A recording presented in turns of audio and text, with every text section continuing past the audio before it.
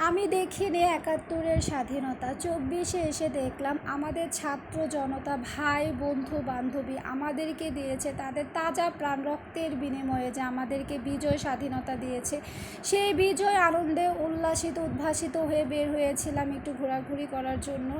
হে everyone, আসসালামু আলাইকুম। কী অবস্থা সবার, কেমন আছো? আলহামদুলিল্লাহ, আমি অনেক বেশি ভালো আছি। দেশের রাজনৈতিক সার্বিক পরিস্থিতি খারাপ হওয়ার জন্য আর আমাদের আইন শৃঙ্খলা বাহিনী তাদের কর্মবিরতি নেওয়ার কারণে এখানে চুরি ডাকাতি, মানে সমস্ত দেশে, সারা বাংলাদেশে চুরি ডাকাতি রাহাজানি এগুলো একটু বেড়ে গিয়েছে। সবার মনে একটু ভয় ভীতি আশঙ্কা, একটা সংকটময় পরিস্থিতি যাচ্ছে।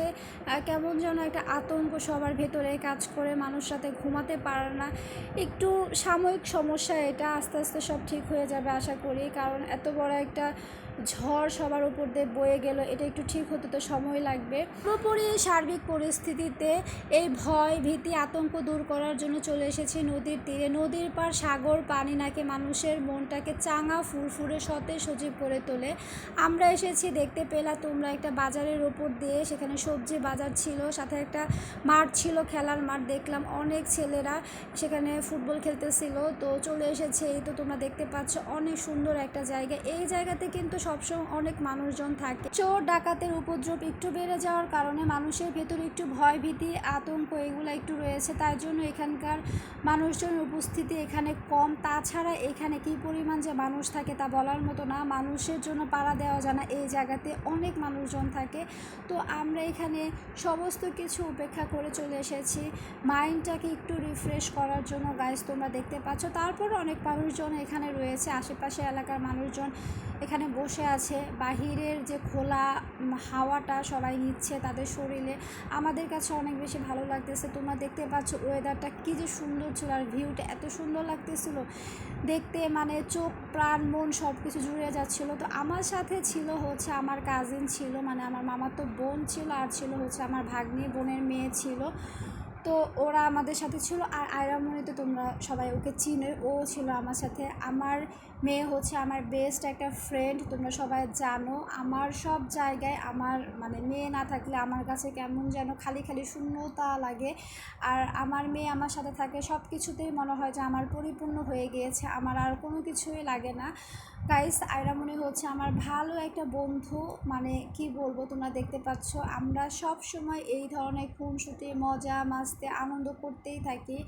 আমি অলওয়েজ আয়রামণিকে মিস করি, একটা মিনিটও মনে হয় ওকে ছাড়া আমি থাকতে পারি না, ও আমাকে ছাড়া থাকতে পারে না। মানে আমরা দুইজন, মানে কি বলবো, এটা আসলে বলে বোঝানো যাবে না। তোমরা আমার যারা অডিয়েন্স আছো তারা অবশ্যই আমার আয়রামণির জন্য দোয়া করবে, মাশাল্লাহ বলে যাবা, যাতে করে আমার আয়রামণিকে আমি সঠিক মানুষ রূপে গড়ে তুলতে পারি। এখানে আবার কয়েকটা নৌকা ছিল, ওরা আবার নৌকায় ওঠার জন্য খুবই বলতেছিল। আমার খুব ভয় লাগে নৌকায় উঠতে, কারণ আমি সাঁতার জানি, কিন্তু কবে আমি সাঁতার লাস্ট কেটেছি আমার মনে নাই। তবে কিছুদিন আগে যখন আমরা কক্সবাজার গিয়েছিলাম, সুইমিংয়ে নেমেছিলাম, সেটা ছিল অল্প একটু পানি, ওইরকম পানি ছিল না, কিন্তু এত পানির মধ্যে আসলে নৌকায় উঠতে খুবই ভয় লাগে, ছোট মানুষ আয়রামণিকে নিয়ে, তার জন্য ওটা স্কিপ করে গিয়েছি। তো এখানে আয়রামণি খুব ডান্স করতেছিল, বাতাসের উত্তেজনায় নাকি তার ডান্স উঠে গিয়েছে, সে নাচ দিয়ে দিল, তোমরা দেখতে পেলা। তো আমরা একটা সিট পেয়েছি, এখানে অনেক মানুষজন ছিল, চলে যাওয়ার পরে এই ব্রেঞ্চে আমরা বসেছি। তো দেখো আমার কাজিন আমার ভাগ্নে আমার সাথে মজা করতেছিল এই কুকুরটাকে নিয়ে, ওনাকে আমার ফ্যান্স ফলোয়ার, এটা কোনো কথা বলো তোমরা? কি পরিমাণ অপমান আমাকে করতেছে, বলতেছে যে আপু দেখো তোমার ফ্যান্স ফলোয়ার আসছে, তোমার অটোগ্রাফ নেওয়ার জন্য একটু ইয়াটা দিয়ে দাও। মানে কি পরিমাণ মজা করতেছে চিন্তা করা যায়। আমার ভাগ্নি বলতেছে খালামুনি তোমার ফ্যান্স ফলোয়ার আসছে, দেখো দেখো। মানে কি বলবো, আচ্ছা যাক, সমস্যা নাই, দিন তো আমার একার এটা না, আরও আসবে দিন, আমিও এই প্রতিশোধ নিব, সমস্যা নাই। ফ্যান্স ফলোয়াররা নাকি পিছনে পেছনে ঘুরতেছে অটোগ্রাফ নেওয়ার জন্য, মানে কি পরিমাণ অপমান। আছে সমস্যা নাই, আমি সব কিছু গুনে গুনে মানে একদম নোট করে রাখতেছি, এগুলো সব আমি প্রতিশোধ নিব ভাবতেছি। তো এখানে কয়েকটা ফুচকা ঝালমুড়ি চটপটির দোকান ছিল, ওরা হচ্ছে ঝালমুড়ি ফুচকা এগুলো নিয়ে নিল। আমার হচ্ছে গ্যাস্ট্রিকের একটু প্রবলেম করতেছিল, আমি এগুলো স্কিপ করে যাচ্ছিলাম। তো তো ওরা হচ্ছে বলতেছে আমাদের এখান থেকে একটু ট্রাই করা আপু। তো ওদের কাছ থেকে আমি একটুখানি ট্রাই করলাম।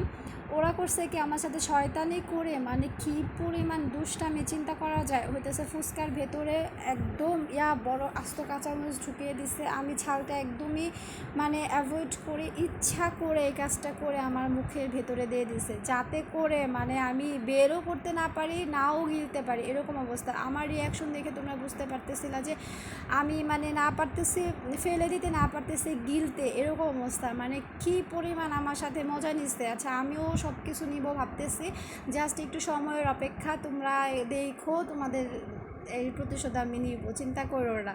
তো এখানে হইতেছে এই তো ও যে আমার কাজিন, ওর আবার আইডিতে কী যেন একটা হয়েছে, আমার আইডিটা আসতেছিল না নাকি, ওটা দেখে দিতেছিলাম।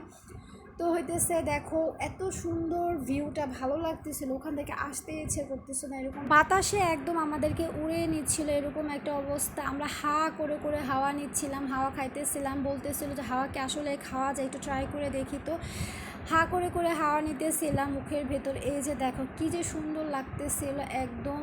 এখান থেকে মেন রোড দেখা যাচ্ছিল, ব্রিজটা একটু একটু করে ছোট ছোট গাড়িগুলো দেখা যাচ্ছিল, অনেক সুন্দর লাগতেছিল। আকাশটা ভয়ঙ্কর সুন্দর লাগতেছিল। এই পরিবেশটা এত বেশি ভালো লাগে আমার কাছে। তোমাদের কাছে কেমন লাগে কমেন্টসে একটু জানিয়ে যেও। অসম্ভবভাবে ভালো লাগে আমার, তা বলার মতো না। তো গাইস, আজকের ভিডিও তোমাদের কাছে কেমন লাগলো অবশ্যই কমেন্টসে জানাবা। দেখা হবে পরবর্তীতে, সে পর্যন্ত ভালো থাকো, আল্লাহ হাফেজ।